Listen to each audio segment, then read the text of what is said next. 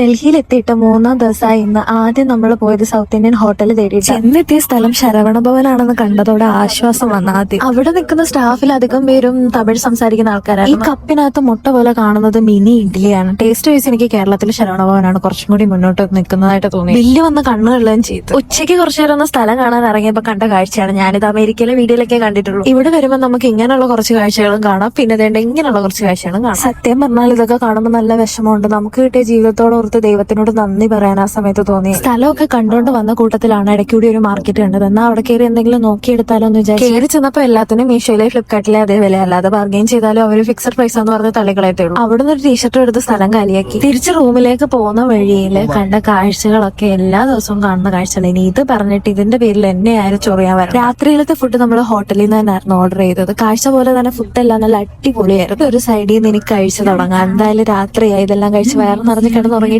നാളെ ഡൽഹി ഒന്ന് നന്നായിട്ട് എക്സ്പ്ലോർ ചെയ്യാം. നിങ്ങൾക്കറിയെങ്കിൽ ഡൽഹിയിലുള്ള നല്ല ഫുഡ് സ്പോട്ടും കാണാൻ പറ്റിയ സ്ഥലങ്ങളൊക്കെ കമന്റ് ചെയ്യും. നെക്സ്റ്റ് വീഡിയോയിൽ പിന്നെ കാണാം. ടാറ്റാ.